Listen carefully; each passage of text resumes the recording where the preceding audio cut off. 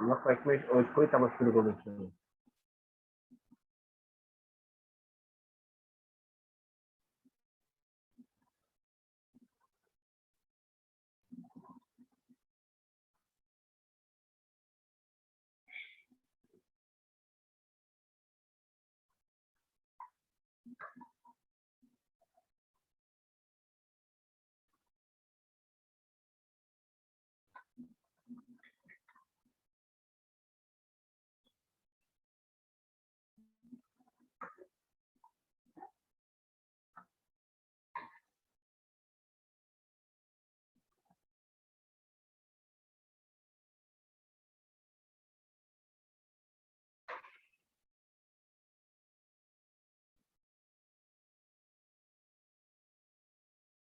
গত ক্লাসে আমরা গতিশক্তি বিভব শক্তি নিয়ে একটু আলোচনা করছিলাম। এর পাশাপাশি আমরা একটা গাণিতিক সমস্যা নিয়েও আলোচনা করছিলাম। ঠিক আছে, গত ক্লাসে গাণিতিক সমস্যা। ওয়ালাইকুম সালাম, কেমন আছো? গত ক্লাসে গাণিতিক সমস্যা নিয়ে কারো কোনো সমস্যা আছে কিনা আমাকে একটু জানাও এখন। তারপর আমি একটা প্রমাণ করব, প্রমাণ করাবো। সেটা থেকে 70% তোমাদের ম্যাথ আসার সম্ভাবনা বেশি। মানে দুই টাইপসের ম্যাথ আসে এখান থেকে। যে প্রমাণটা করাবো সেখান থেকে 70% ম্যাথ এসে থাকে। তোমরা দেখতেছো এটা হচ্ছে শক্তির সংরক্ষণশীলতার সূত্র। ঠিক আছে, শক্তির সংরক্ষণশীলতার সূত্র।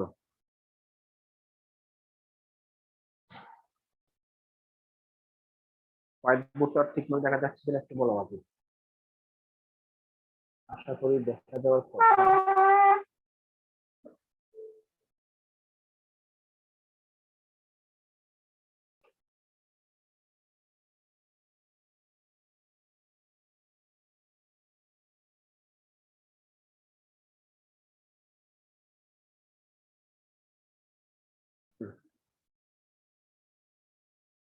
তাহলে আমরা শুরু করি।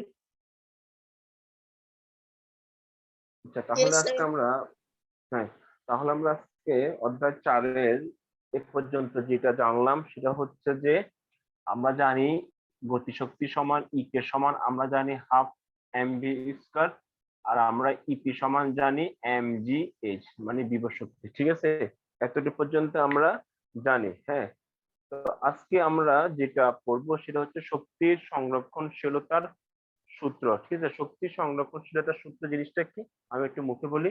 আমরা জানি যে আমাদের পৃথিবীতে মোট শক্তির পরিমাণটা সমান, শুধুমাত্র শক্তির কি হয় কনভার্ট হয় এক জায়গা থেকে আরেক জায়গায় কনভার্ট হয়। যেমন তাপ শক্তি বিদ্যুৎ শক্তিতে রূপান্তর হয়, গতি যান্ত্রিক শক্তি তোমার বিদ্যুৎ শক্তিতে রূপান্তর হয়, তাপ শক্তি আলো শক্তিতে রূপান্তর হয়, জাস্ট রূপান্তর হয়। তাহলে দ্যাট মিনস কি দাঁড়ায় যে সব শক্তির পরিমাণটা সমান হয়। এখন আমরা তাহলে মোট শক্তির পরিমাণটা আমরা কি জানি?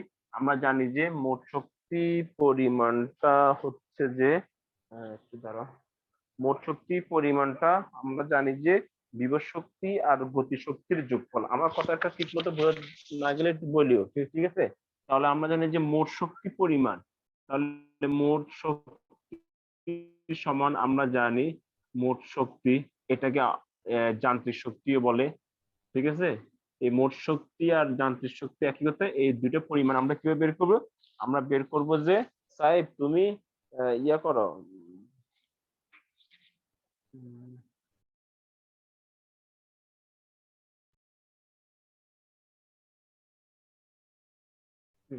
আমরা জানি যে মোট শক্তি এবং যান্ত্রিক শক্তি ব্যাপারটা কখন হয়?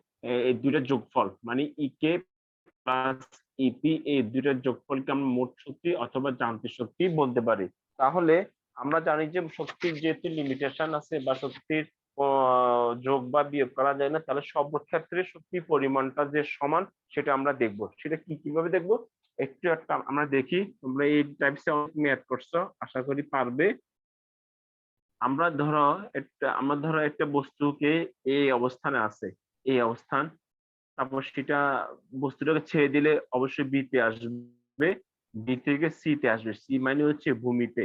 তাহলে আমরা একটা বস্তুর তিনটা সম্ভাব্য জায়গা আমরা নিয়েছি। কয়টা জায়গা নিয়েছি? তিনটা সম্ভাব্য জায়গা আমরা নিয়েছি। তো তিনটে সম্ভাব্য জায়গা থেকে আমরা বলতে পারি যে এই বিন্দুতে অবশ্যই ইপির মান এবং ইকের মান থাকবে, বি বিন্দুতে অবশ্যই ইপির মান এবং ইকের মান থাকবে, এবং সি বিন্দুতে অবশ্যই ইপির মান এবং ইকের মান থাকবে। আমার কথাগুলো কি পরিষ্কার শোনা যাচ্ছে কিনা একটু আমাকে বলো যারা আছো। বুঝা যাচ্ছে। আচ্ছা, তাহলে আমরা প্রতিটা ক্ষেত্রে আলাদা আলাদাভাবে ইপি ইকি পাবো। তাহলে মোট শক্তি মানে কি ইপি ইকি যোগফল, এটাও যোগফল, এটা যোগফল। তাহলে শক্তি সংরক্ষণশীলতার সূত্র বলে যে প্রতি ক্ষেত্রে যোগফলের পরিমাণটা সমান, মানে এ বিন্দুতে যে মানটা পাবো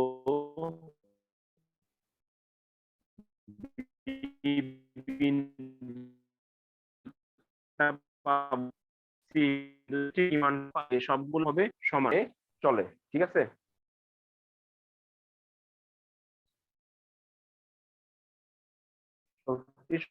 সংরক্ষণশীলতা সূত্রটাকে মেনে চলে। আমার ভিডিওর কি মানে আটকে যাচ্ছে নাকি একটু বলিও তো। আচ্ছা, তাহলে এখন আমরা প্রমাণ করব যে প্রথম সে প্রমাণের দ্বারা আমরা ম্যাথ করবো। আগে প্রমাণটা একটু দেখি, প্রমাণটা বুঝলে আমরা একটু চিত্রটা ড্র করি। চিত্রটা হচ্ছে এরকম, ঠিক আগেরটা মতন। একটা বস্তু ধরো দেওয়া আছে এইচ উচ্চতায়, একটা বস্তু দেওয়া আছে এইচ উচ্চতায়, বস্তুর ভর হচ্ছে এম, তার দিবে খুবই শূন্য, বস্তুটাকে ছেড়ে দেওয়া হলো, ধরো এটা হচ্ছে এই অবস্থান, বস্তুটাকে ছেড়ে দেওয়া হলো, সেটা একটা সময় আসবে বি তে, আর একটা সময় আসবে কোথায়, ভূমিতে। তাহলে এটা হচ্ছে বি অবস্থান, ভূমি হচ্ছে সি অবস্থান। তাহলে আমি ধরে নিচ্ছি যে এ থেকে বি এর দূরত্ব হচ্ছে এক্স, তাহলে বি থেকে সি এর দূরত্বটা হবে অবশ্যই এইচ মাইনাস এক্স। চিত্রটা বুঝছো কিনা আমাকে একটু বলো। আশা করি বুঝার কথা, যেহেতু তোমার ক্লাস 10-এ পড়ে এই অধ্যায়টা করছো, তাহলে বুঝার কথা, ঠিক আছে। তাহলে এখন আমরা প্রথমে যেটা বের করবো সেটা হচ্ছে যে এ বিন্দুতে মোট শক্তির পরিমাণ, বি বিন্দুতে মোট শক্তির পরিমাণ এবং সি বিন্দুতে মোট শক্তির পরিমাণটা একটু দেখবো। তো প্রথমে আসি আমরা এ বিন্দুতে। প্রথমে আমরা কি বের করবো এ বিন্দুতে, তাহলে এ বিন্দুতে কি বের করবো, ইপি মান। ইপি বলতে আমি কাকে বোঝাচ্ছি, ইপি বলতে আমি বোঝাচ্ছি বিভব শক্তিকে। তাহলে সূত্র মতে ইপি সমান এম জি এইচ। এখানে একটা জিনিস খুব লক্ষণীয় বিষয় তোমরা খুব ভালো করে মনে রাখবে, সেটা হচ্ছে যে উচ্চতার ক্ষেত্রে একটু মনে রাখবে, একটু মনোযোগী হও। উচ্চতার ক্ষেত্রে মনে রাখবে যদি বিভব শক্তির ক্ষেত্রে এইচ এর মান নির্ণয় করতে হয় সেটা হিসাব করতে হবে ভূমি থেকে, আর গতিশক্তির ক্ষেত্রে হিসাব করতে হবে বস্তুটা যেখান থেকে আসতেছে সেখান থেকে, মানে উপর থেকে। এক কথায় ইপি এর উচ্চতা হিসাব করতে হবে নিচ থেকে, আর গতিশক্তির উচ্চতা হিসাব করতে হবে উপর থেকে। তাহলে আমি যেহেতু এখানে এম এর মান জানি এম, জি এর মান জানি জি, এখানে দেখো আমি আছি এখন কোথায়, এ বিন্দুতে, মানে এই বিন্দুতে আছি। তাহলে এই বিন্দুতে আমরা বের করবো কিসের মান, এই বিন্দুতে আমরা বের করব ইপির মান। তাহলে এই বিন্দু থেকে ভূমি থেকে, যেহেতু ভূমি থেকে হিসাব করবে কেন, কেন আমরা বের করতেছি বিভব শক্তি, তাহলে বিভব শক্তি হিসাব করা হয় ভূমি থেকে। তাহলে ভূমি থেকে যদি হিসাব করতে হয়, ভূমি থেকে এর উচ্চতা কত, এইচ, তাহলে এরা যা আছে তাই থাকবে। কথা বুঝছো, এখানে মেইন সমস্যা হয় কাকে নিয়ে, এইচ কে নিয়ে। আবারও বলতেছি, গতিশক্তির ক্ষেত্রে এইচ হিসাব করা হয় উপর থেকে, বিভব শক্তির ক্ষেত্রে এইচ হিসাব করা হয় নিচ থেকে। এখন আমরা বের করবো ইক এর মান, এ বিন্দুতে ইক এর মান। সূত্র কি, হাফ এম ভি স্কোয়ার। আমরা জানি ভি স্কোয়ার সমান ইউ স্কোয়ার প্লাস 2gh। তাহলে বস্তুটা আমরা এখনো এই বিন্দুতে আছে, এই বিন্দু থেকে থাকা অবস্থা তার আদিবেগ হবে 0, 2g। এবার আসলে এইচ এর মান, সমস্যা হয় কাকে নিয়ে, এইচ কে নিয়ে। যেহেতু এটা বিভব শক্তি, তাহলে এইচ হিসাব করা হবে উপর থেকে। একটু খেয়াল করো, আমরা আছি এখনো এই বিন্দুতে, তো যদি আমরা এই বিন্দুতে থাকি, তাহলে এই বিন্দু থাকা অবস্থায় উপর থেকে হিসাব করলে এর কোনো উচ্চতা থাকবে, থাকবে না। যেমন আমার পাশাপাশি যদি কেউ দাঁড়ায় থাকে তাহলে আমার সাথে তার কোনো উচ্চতা থাকবে না, যেহেতু বস্তুটা উপরে আছে এবং এই বিন্দুতে আছে, তাহলে উপর থেকে হিসাব করলে তার কোনো উচ্চতা পাওয়া যাবে না। তাহলে সেক্ষেত্রে উচ্চতা না পাওয়া গেলে এখানে উচ্চতা হচ্ছে কত, শূন্য। তাহলে পুরোটা হবে শূন্য, তার মানে এই পুরোটা হবে শূন্য। তাহলে মোট শক্তি সমান আমরা জানি, মোট শক্তি সমান আমরা কি জানি, মোট শক্তি সমান আমরা জানি ইকে প্লাস ইপি। তাহলে ইপি প্লাস ইকে দুটো যোগফল, তাহলে ইপি পাইছি কত এম জি এইচ, আর ইকে পাইছি কত 0। টোটাল কি আসে mgh। তার মানে আমরা বলতে পারি এই বিন্দুতে মোট শক্তির পরিমাণ হচ্ছে mgh। এখন আমরা দেখব বাকি যে বিন্দুগুলো আছে বি বিন্দু এবং সি বিন্দুতে মোট শক্তির পরিমাণটা সমান হয় কিনা আমরা সেটা এখন দেখব, ঠিক আছে। তাহলে আমি এখন এই বিন্দু শেষ করলাম। তাহলে আমরা এই বিন্দু মোট শক্তির পরিমাণ হচ্ছে mgh। এবার আসলে বের করবো বি বিন্দুর ক্ষেত্রে, ঠিক আছে। তাহলে বি বিন্দুর ক্ষেত্রে মোট শক্তির পরিমাণটা দেখি একটু। তোমাদের কত চ্যাপ্টার পর্যন্ত করানো হয়েছে ক্লাস 9-এ, আমাকে একটু বলো তো।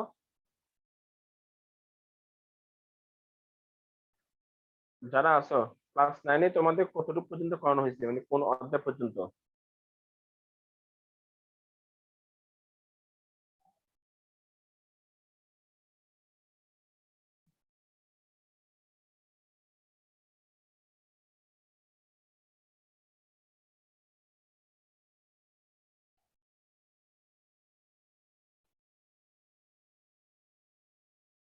যারা আছো তারা একটু বলো যে তোমাদের কতটুকু পর্যন্ত করানো হয়েছে ক্লাস 9-এ।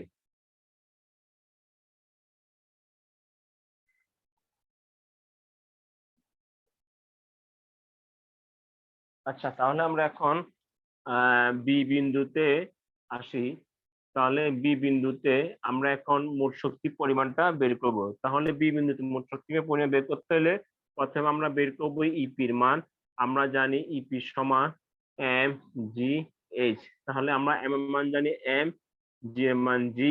এখন সমস্যা হচ্ছে এইচ কে নিয়ে, যেহেতু আমরা বের করতেছি বি বিন্দুতে, আমরা আছি এখন কোথায়, বি বিন্দুতে। তাহলে বি বিন্দুতে কিসের মান বের করতেছি আমরা, বি বিন্দুতে মান বের করতেছি বিভব শক্তি। তাহলে বিভব শক্তির মান এইচ এর ক্ষেত্রে কোথা হিসাব করাবো, নিচ থেকে। তার মানে ভূমি থেকে বি এর উচ্চতা কত, এইচ মাইনাস এক্স। তাহলে আমরা কত লিখবো, এইচ মাইনাস এক্স। তাহলে আমরা গুণ করি M G H minus M G X, ঠিক আছে।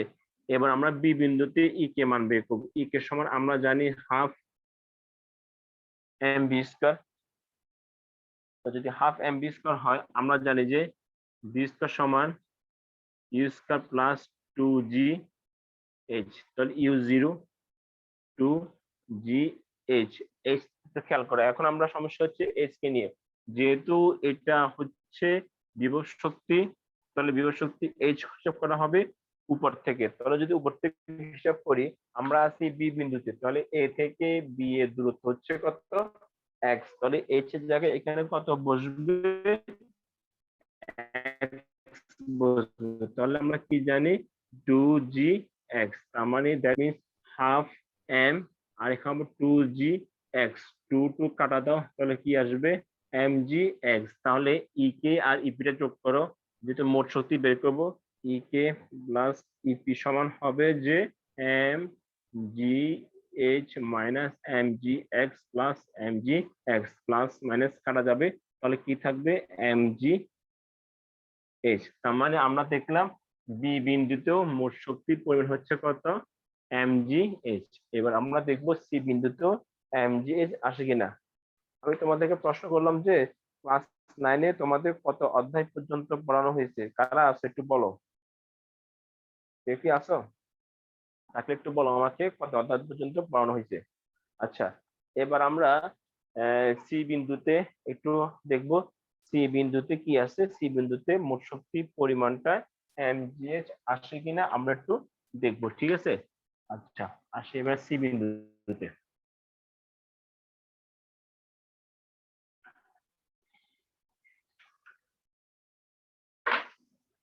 তাহলে আমরা বের করবো এখন সি বিন্দুতে।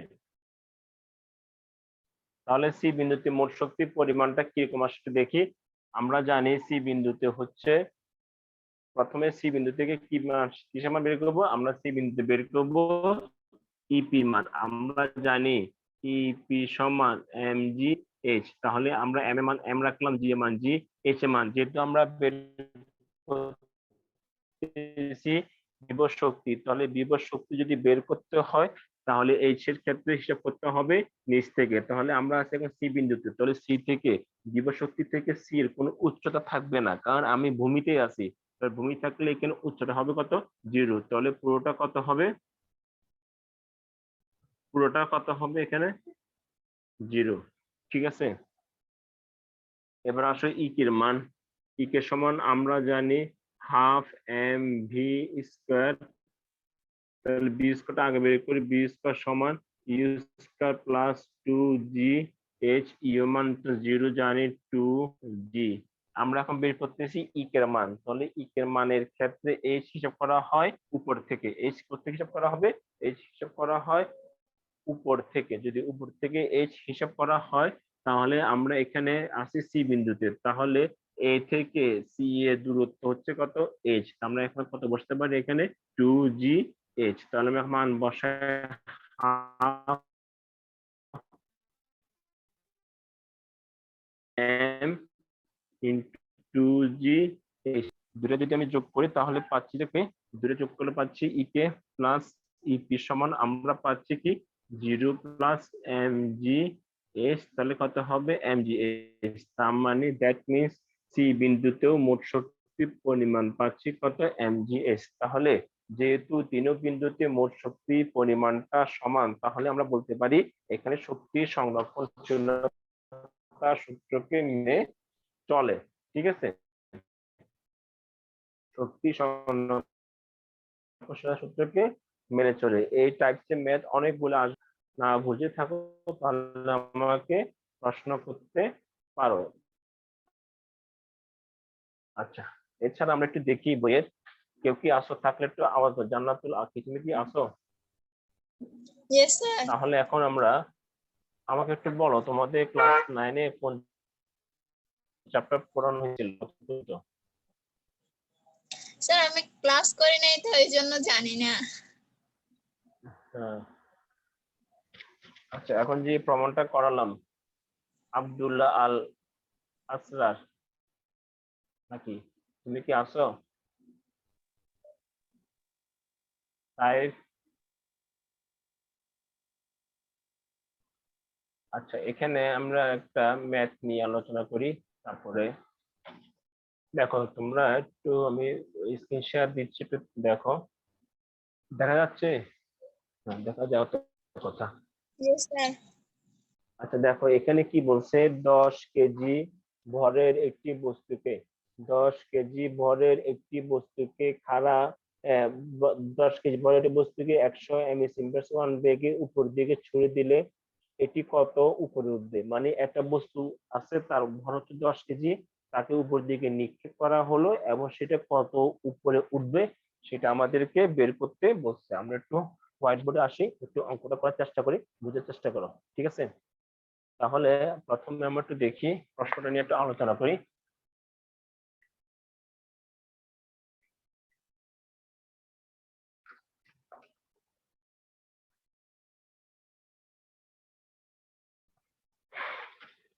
প্রশ্নটা বলছে যে কি, প্রশ্নটা বলা হচ্ছে যে একটি বস্তু দেওয়া আছে, বস্তু ভর হচ্ছে 10 কেজি। ধরে এটা 10 কেজি একটা বড় বস্তু, সে বস্তুকে উপর দিকে নিক্ষেপ করা হলো কত বেগে, উপর দিকে নিক্ষেপ করা হলো 100 m/s বেগে উপর দিকে নিক্ষেপ করা হলো। বস্তু ভর কত, বস্তু ভর হচ্ছে 10 কেজি। এখন আমাদেরকে বের করতে বলছে যে এই বস্তুটা 100 বেগে যদি উপর দিকে নিক্ষেপ করা হয় তাহলে সেটি কত উচ্চতায় উপরে উঠবে। তাহলে আমাকে একটু, যারা আসো তারা একটু বলো তো, যদি বস্তুটাকে 100 বেগে উপর দিকে নিক্ষেপ করা হয় তাহলে বস্তুটা যত উপরে যাবে তার বেগের মান বাড়বে নাকি কমবে? বেগের মান বাড়বে না। বেগের মানটা কি থাকবে, কমতে থাকবে না? তাহলে কমতে কমতে একটা পর্যায়ে এসে কি হবে, বেগের মান একটা পর্যায়ে এসে কি করবে, কমতে থাকবে। কমতে কমতে একটা পর্যায়ে কত আসবে 0, একটা পর্যায়ে আসবে কত 0। যখনই বেগের মানটা 0 হবে তখনই বস্তুটা পড়তে শুরু করবে। কথাটা একটু খেয়াল করো, আমি বস্তুটাকে 100 বেগে উপরের দিকে নিক্ষেপ করলাম, যত উপরে উঠবে তত বেগের মান কমবে। ধরো এখানে আসলো 90, এখানে মনে করো 50, এখানে মনে করো 10, একটা পর্যায়ে এসে বেগের মানটা 0 হবে। তাহলে যখনই বেগের মানটা 0 হবে ঠিক সেই পর থেকে বস্তুটা পড়তে শুরু করবে। তার মানে যেখানে বেগের মানটা 0 সেটাই তার সর্বোচ্চ উচ্চতা। ঠিক আছে, দ্যাট মিনস আমরা বলতে পারি এই 100 হচ্ছে তার আদি বেগ, ভি হচ্ছে তার 0। প্রশ্নে কিন্তু কোথাও শেষ বেগের মান যে 0 একবারও বলা নাই, কিন্তু সেটা আমরা ধরে নিচ্ছি। কেন ধরে নিচ্ছি? কারণ আমরা জানি যে একটা বস্তুকে যখন আমি উপর দিকে নিক্ষেপ করবো, যত বেগে নিক্ষেপ করি না কেন সেটা একটা পর্যায়ে গিয়ে তার বেগের মানটা কত হবে 0 হবে। যেখানে তার বেগের মানটা 0 সে তারপর থেকে বস্তুটা পড়তে শুরু করবে। আচ্ছা, তাহলে আমরা এখন সেই যুক্তিতে বলতে পারি তার শেষ বেগ হবে 0, এবং যেখানে তার শেষ বেগটা 0 হবে সেখানে তার সর্বোচ্চ উচ্চতা। তার মানে আমরা ধরে নিচ্ছি এর উচ্চতা হচ্ছে কত h। তাহলে আমাকে এখন বের করতে হবে কিসের মান, h এর মান। তাহলে দেখো দ্যাট মিনস আমার কাছে দেওয়া আছে আদি বেগ u 100, m এর ইনভার্স 1, শেষ বেগ 0, m এর ইনভার্স 1, m এর মান হচ্ছে 10 কেজি। আমাকে বের করতে হবে কিসের মান, h এর মান। এখন বলো এখানে এই তিনটা যে মান দেওয়া আছে, এই তিনটা মান দেওয়া অনুসারে সুইটেবল সূত্র কোনটা, আমি কোন সূত্রটা প্রয়োগ করলে h এর মানটা বের করতে পারবো, বলতে পারবে? আমি কোন সূত্রটা প্রয়োগ করলে h এর মানটা পাবো, আমি কোন সূত্র প্রয়োগ করলে h এর মানটা পাবো? আমার কাছে u v m দেওয়া আছে, একটু দেখো। আমরা যদি সূত্র এটা ইউজ করি, ভি স্কয়ার সমান ইউ স্কয়ার প্লাস প্লাস না দিয়ে কি দিব, মাইনাস, যেহেতু এটা অভিকর্ষ ত্বরণের বিপক্ষে কাজ করতেছে, মাইনাস 2gh। দেখো এখানে ভি এর মান দেওয়া আছে, ইউ মান দেওয়া আছে, এইচ এর মান কি বের করা যাবে কিনা, এইচ এর মান বের করা যাবে কিনা? তাহলে একটু মানটা বসাই, তাহলে কত আসে, ভি এর মান হচ্ছে কত 0 স্কয়ার, ইউ মান কত হচ্ছে 100 স্কয়ার, মাইনাস 9.8 ইন্টু কত হবে এইচ। তাহলে এখানে একটু ক্যালকুলেট করো কত আসে, 2 ইন্টু, আচ্ছা এটা হচ্ছে কত আসবে, এটা হচ্ছে 1, দুইটা শূন্য আরো দুইটা শূন্য বাড়বে, আর এটা হবে 9.8 ইন্টু 2, কত আসতেছে 19.6h। তাহলে এটা প্লাস আছে, এটা এবার আসলে কি হবে মাইনাস, আর এটা হবে মাইনাস 19.6h, মাইনাস 1 দ্বারা গুণ করো, তাহলে আসবে h সমান নিচে হবে 19.6, উপরে হবে 10,000, তাহলে ডিভাইড বাই 10,000 ডিভাইড বাই 19.6 কত আসতেছে, আমাদের উত্তর আসতেছে কত 510, তাই না? ঠিক আছে, 510, হ্যাঁ 510। তার মানে এটা আসবে 510 মিটার। তার নিচে দেখা যাচ্ছে, হ্যাঁ। তার মানে এটা সর্বোচ্চ উচ্চতা হবে কত, 510 মিটার। তার মানে 100 বেগে উপর দিকে নিচে 510 মিটার যাওয়ার পরে সে নিচে পড়তে শুরু করবে। ঠিক আছে, আচ্ছা এটা হচ্ছে এই অঙ্কটা তোমাদের বইতে অন্য নিয়ম করা আছে, তোমরা এভাবেও করতে পারো অথবা অন্য অন্য এই নিয়মও করতে পারো, বইয়ের নিয়মও করতে পারো, যেটা তোমার থেকে ভালো লাগে। ঠিক আছে, তাহলে এখন আমরা একটু দেখি নবায়নযোগ্য অনবায়নযোগ্য মানে কোনগুলো।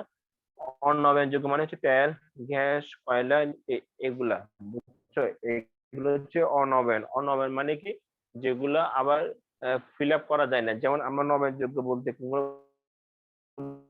জলবিদ্যুৎ, বায়োগ্যাস, সৌরশক্তি, বায়োশক্তি, এগুলো নবায়নযোগ্য। মানে এগুলো একবার ইউজ করলে আবার ইউজ করা যায়। যেমন সৌরশক্তির মাধ্যমে বিদ্যুৎ উৎপন্ন করা যায়। তারপরে জলবিদ্যুৎ মাধ্যমে, যেমন আমাদের চট্টগ্রামের কাপ্তাই জলবিদ্যুৎ আছে, পানিকে পানির লেয়ারকে বাড়িয়ে সেখানে বিদ্যুৎ তৈরি করা হয়। সেগুলো একবার পানি ইউজ করে ফেললে আবার ইউজ করা যায়, মানে স্রোতকে কাজে লাগিয়ে বা পানি জোয়ারে পানিগুলোকে আটকে রাখে,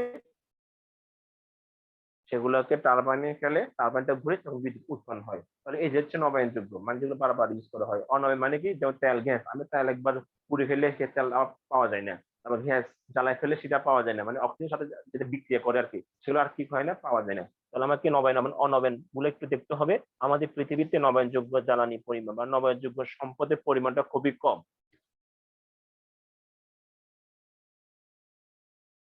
আচ্ছা, এবার আসি আমরা নিউক্লিয়ার শক্তি। তোমরা জানো নিউক্লিয়ার শক্তি দিয়ে আমাদের একটা পারমাণবিক বিদ্যুৎ কেন্দ্র তৈরি হচ্ছে। কেউ কি বলতে পারবে সে পারমাণবিক বিদ্যুতের নামটা কি, বিদ্যুৎ কেন্দ্রের নামটা কি?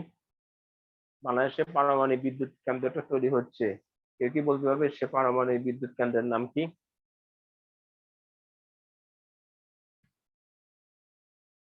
কেউ বলতে পারবে না?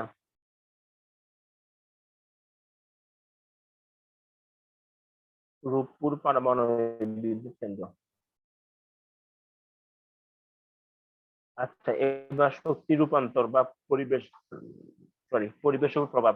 শক্তি রূপান্তর তো আমরা বুঝতেছি, যেমন দেখো বিদ্যুৎ শক্তি, আলোক শক্তি, এই যে লাইট জ্বলতেছে সেটা বিদ্যুৎ শক্তি থেকে আলোক শক্তিতে কনভার্ট হচ্ছে। তারপরে বিদ্যুৎ শক্তি, ফ্যান ঘুরতেছে, যান্ত্রিক শক্তিতে কনভার্ট হচ্ছে। এগুলো এক একটা হচ্ছে কনভার্ট। আচ্ছা, এবার আসো আমরা একটু আজকে এই অধ্যায়টা শেষ করে দিচ্ছি। আমরা এখন পড়বো যে কর্মদক্ষতা। কর্মদক্ষতাটা পড়ে শেষ করো। তোমরা একটু আমাকে একটু জানাতে হবে তো যে তোমাদের কত চ্যাপ্টার করানো হয়েছে। যদি 4 যদি করানো হয়ে থাকে তাহলে আমি 4-এর সিকিউর গুলো না করে আমি অধ্যায় 5-এ শিফট করব। আর যদি অধ্যায় 5 করা হয়ে থাকে তাহলে 6-এ শিফট করবো, কারণ তোমরা ক্লাস 10-এ না, অতএব তোমাদের একটু আগাতে হবে। এখানে কেউ কি যারা আসো, নাফিস, সাহেব, তোমরা কি জানো তোমাদের কত অধ্যায় পর্যন্ত করানো হয়েছে?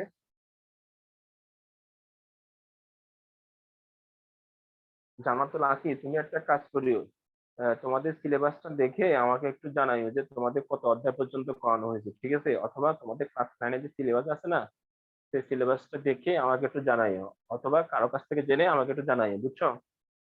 জানা তো লাকি। Okay sir.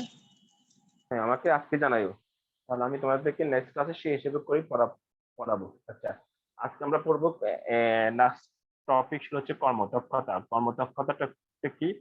আমি কর্মদক্ষতা হচ্ছে, একটু খেয়াল করো, একটা ইঞ্জিন বা একটা মোটর, তাকে যতটুকু শক্তি দেওয়া হয় সে ততটুকু শক্তি ততটুকু শক্তি সে ব্যবহার করতে পারে না, কিছু কিছু অপচয় হয়। যেমন মোটর, ধরো আমরা জানি যে মোটর দিয়ে ধরো আমরা জানি যে মোটর দিয়ে পানি তোলা হয়। তাহলে ধরলাম যে একটা মোটর, আমি একটা মোটর দেওয়া আছে এখানে, ধরো এই মোটরটা আমাকে বলা হলো সে 1000 লিটার পানি তোলে ধরো 30 মিনিটে, আমাকে বলা হলো। এটা হচ্ছে তোমার তাত্ত্বিক, মানে এটাকে আমরা জানি যে সে 1000 লিটার পানি তুলতে পারে 30 মিনিটে। হ্যাঁ, এটা প্র্যাকটিক্যাল না, মানে আমাকে বলা হলো। তো পরে আমি যখন এই মোটরটা চালালাম, চালিয়ে যখন দেখলাম সময় দেখলাম যে সে সরি ধরো সে 30 মিনিটে সে মনে করো 900 লিটার পানি তোলে। তার মানে তুমি দেখতেছো সে একই সময় ব্যয় করে 100 লিটার পানিটা কম তোলে। একই মোটরের কথা ছিল এত তোলা, সে তোলে এত কম, তাহলে বাকি এই 100 লিটার পানি সে কেন কম তোলে? একই তো মোটর, তাহলে সে 100 লিটার পানিটা সে কেন কম তুলবে? আচ্ছা, তাহলে আমরা একটু দেখি সে 100 লিটার পানিটা কেন কম তোলে। আমরা জানি যে মোটর যখন চলে, একটা মোটর যখন চলে তখন সে তার কিছু অংশ তাপ শক্তি তাপ শক্তি ব্যয় হয়। তাপ শক্তি মানে কি, তুমি জানো যে একটা মোটর চললে বা একটা ফ্যান মোটর চললে দেখবে যে মোটরটা গরম হয়, ফ্যানটা গরম হয়, তো যেহেতু গরম মানে কি তাপ উৎপন্ন হয়। তাহলে একটা মোটর যখন 30 মিনিট নন স্টপ চলে তখন তার মধ্যে একটা তাপ প্রডিউস হয়, তাপ উৎপন্ন হয়। আমরা জানি যে তাপ এক প্রকার কি শক্তি। তাহলে যে মোট শক্তি ছিল সে শক্তি থেকে কিছু অংশ তাপ আকারে বা হিট আকারে বেরিয়ে যায়, মোট শক্তি থেকে কিছু শক্তি তাপ আকারে বেরিয়ে যায়। ফলে যে তাপ আকার শক্তিটা বেরিয়ে যায় সে তাপ শক্তিটা আমরা তো কাজে লাগতেছে না, সেটা তো পানি তোলার ক্ষেত্রে ব্যয় হচ্ছে না। তাহলে শেষ তাপ শক্তিটা এখন এই ক্ষেত্রে কি অপচয়। দ্যাট মিনস ওই তাপ শক্তি আকারে বের হয়ে যাওয়ার কারণেই আমরা 100 লিটার পানিটা কম তুলতে পারে। কেন? শক্তি তো এখানে যা দেওয়া আছে তাই ফিক্সড। এর বাইরে মানে মোটরের যে শক্তিটা দেওয়া আছে, ধরো এই মোটরটা হচ্ছে ধরো 1 কিলোওয়াট, মানে 1000 ওয়াটের একটা মোটর। তাহলে এই মোটরটা 1000 ওয়াট, কিন্তু সে কাজ করতে গিয়ে দেখলো যে সে 100 লিটার পানি কম তুলে। কেন? মোটর যখন নন স্টপ চলে বা মোটর যদি চলে তখন তার একটা তাপ শক্তি নির্গত হয়, সে তাপ এক প্রকার শক্তি। তাহলে মোট শক্তি থেকে তাপ শক্তিটা কি যায়? বিয়োগ যায় বা অপচয় হয়। যেহেতু অপচয় হয়ে যায় তখন সে আর 100 লিটার পানি কম তোলে, সে আর 1000 লিটার পানি তুলতে পারে না। দ্যাট মিনস আমরা কর্মদক্ষতা বলি, কর্মদক্ষতা বলতে আমরা বুঝি যে কতটুকু শক্তি দেওয়া হলো আর কতটুকু শক্তি কাজ হলো, এই দুইটা রেশিও অনুপাতকে আমরা কর্মদক্ষতা বলি। তাহলে কর্মদক্ষতা বলতে আমরা এখন এটাই লিখতে পারি, কর্মদক্ষতা হলো যে কার্যকর শক্তি। তোমাদের বইয়ে সূত্রটা মানে এইভাবে লেখা নাই, একটু দেখি। তোমাদের বইয়ের সূত্রটা একটু ভিন্নভাবে লেখা আছে, তোমরা ওইভাবেই লিখতে পারো। এই যে তোমরা লিখতে পারো কাজের পরিমাণ, কাজের পরিমাণ জি। তাহলে আমরা এটাকে এইভাবে লিখতে পারি, লভ্য কার্যকর শক্তি ডিভাইডেড বাই প্রদত্ত শক্তি ইন্টু 100। আমরা এটাকে সংক্ষেপে কর্মদক্ষতায় প্রকাশ করা হয় ইটা দ্বারা, ইটা রশ্মিক আকারটা ইটা দ্বারা প্রকাশ করা হয়। আমরা লভ্য কার্যকর শক্তিকে সংক্ষেপে লিখি পি আউট, এটাকে লিখি পি ইন ইন্টু 100। ঠিক আছে? তাহলে পি আউট এর একটা আলাদা সূত্র আছে, পি আউট এর সূত্র হলো mgh ডিভাইড বাই টি। ঠিক আছে? আরো দুটো সূত্র আছে যে ব্যয়িত শক্তি সমান আসবে যে, ব্যয়িত শক্তি সমান আসবে যে পি আউট ইন্টু টি। আর আরটা হচ্ছে যে কি, ব্যয়িত শক্তি পেলাম। আরটা সূত্র হচ্ছে যে কি আমার ঠিক মনে পড়তেছে না, আরেকটা সূত্রটা একটু দেখি, দাঁড়াও, মনে পড়তেছে না আমার। আরটা শক্তি হচ্ছে যে ব্যয়িত শক্তি, আরটা হচ্ছে যে কৃতকাজ। হ্যাঁ, আরটা হচ্ছে কৃতকাজ। কৃতকাজ হচ্ছে যে কৃতকাজ কৃত কৃতকাজ হচ্ছে যে ডাব্লিউ সমান mgh। মোটর সম্পর্কিত এই তিনটা সূত্র আমরা সাধারণত ব্যবহার করতে পারি। তবে একটু মনে রাখো, ব্যয়িত শক্তিটা দুইভাবে বের করা যায়, P in P out into T অথবা পি ইন ইন্টু টি, দুইভাবে বের করা যায়। তবে তুমি যদি আহ, তুমি যদি কার্যকর শক্তি পি আউট দিবে, মানে দুইটা মোটরের যদি ব্যয় শক্তির পরিমাণটা কম্পেয়ার করতে পারে, তাহলে দুইটাই পি আউট দি করতে পারো অথবা দুইটাই পি ইন দি করতে পারো। মানে একটা পি ইন একটা পি আউট দি করলে হবে না। কথা বুঝছো? আচ্ছা, আমরা ম্যাথ কষ্টটা দেখবো। তাহলে মোটর সম্পর্কিত সূত্র হচ্ছে এগুলা, আর ওই শক্তি সংরক্ষণশীলতা সূত্র দিয়ে আমরা এই অধ্যায়ে ম্যাথ কভার করতে পারবো ইনশাল্লাহ। এই টাইপসের ম্যাথ আসছে 30%, ওটা মোটামুটি 70%। তাহলে তোমাকে জানাতে রাখি বা নাফিস, যেই পারো আমাকে আজকের মধ্যে তোমরা তোমার সিলেবাসটা একটু জানাবা। ঠিক আছে?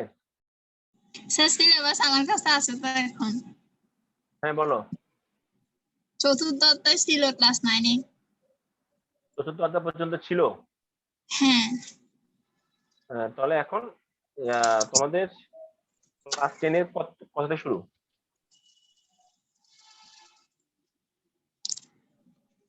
ক্লাস 10টা দেখো, ক্লাস 10 এর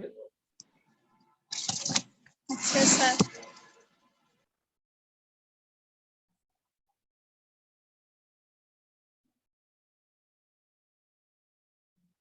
ক্লাস 10 এ কতটুকু পর্যন্ত আসছে সেটা বলো। আর ক্লাস 9 তে বুঝলা যে চতুর্থ অধ্যায় পর্যন্ত ছিল।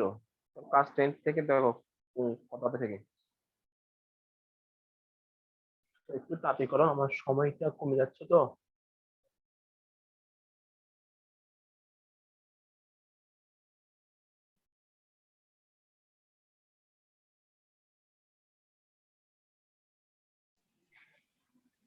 স্যার ক্লাস 10 এও ছিল চতুর্থ অধ্যায়। তারপর কি কি আছে ক্লাস 10 কি কি আছে একটু বলো, প্রথম সমিতি থেকে কি বলো? 4 নবম অধ্যায়, একাদশ অধ্যায়, দ্বাদশ অধ্যায়, ত্রয়োদশ অধ্যায়, চতুর্দশ অধ্যায়। একটু আবার বলো বুঝি নেই। অর্থাৎ 4 9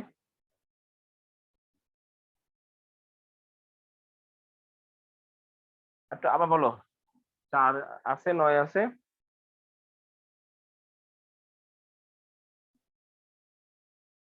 ঠিক আছে তুমি একটা কাজ 4, করো আমার 9, 4 9 10, 11, 12, 14। 10 11 12 14 তাই তো 14। এগুলাই। হ্যাঁ তাহলে যেহেতু 4 অধ্যায়টা তোমাদের ক্লাস 9 এ করানো হয়েছে, আমি তাহলে ক্লাস 9 4 অধ্যায়টা আজকে একটু পর্যন্ত রেখে দিচ্ছি, ঠিক ঠিক আছে, যেটা আমাদের অনেকগুলো অধ্যায় বাকি আছে। তাহলে আমরা নেক্সট ক্লাসে 9 থেকে শুরু করবো, ঠিক আছে? 9 10 11 12 14। তাহলে আমি অধ্যায় 4 এর আর ইয়েটা করলাম না, টিপিগুলো করালাম না, ঠিক আছে? আচ্ছা ঠিক আছে, তাহলে আমি নেক্সট ক্লাসে অধ্যায় এগুলি কি দ্বিতীয় সাময়িক নাকি প্রথম সাময়িক দেখছো? প্রথম সাময়িক স্যার, দ্বিতীয় সাময়িক গুলো সিলেবাসে নাই তো। ওইখানে বোর্ড থেকে যে সিলেবাসটা দিছে ওটার নিয়ম হবে যে। তোমাদের কি প্রথম সাময়িক পরীক্ষা শেষ? হ্যাঁ এখন তো দ্বিতীয় মান্থলি টেস্ট দিছি না। আচ্ছা আমি আপনাকে আমার তোমার হোয়াটসঅ্যাপে বোর্ডের আচ্ছা সিলেবাসটা তুমি দিব। আমাকে সিলেবাসটা, আচ্ছা তুমি আমাকে সিলেবাসটা দিয়ে দিও। মানে তোমাদের স্কুলের ক্লাস 10 এ কি সিলেবাস নাই? বোর্ডটা ফলো করতে? হ্যাঁ স্যার। তার মানে তোমাদের প্রথম সাময়িক কি এগুলো শেষ হয় 9 10 11 12 14 এগুলো শেষ হয় নাই? এগুলো প্রথম সাময়িক হয়ে গেছে, পরীক্ষা হয়ে গেছে, তখন শেষ হয়ে গেছে, আমি তো ক্লাস করি নাই। প্রথম সাময়িক তো আমি ছিলাম না, আচ্ছা প্রথম সাময়িক হয়ে গেছে, বুঝছি বুঝছি, ঠিক আছে তাহলে সমস্যা নাই, তাহলে আমরা 9 থেকে শুরু করবো। আচ্ছা ঠিক আছে, ওকে, আল্লাহ হাফেজ, তাহলে সবাই ভালো থেকো। আসসালামু আলাইকুম স্যার।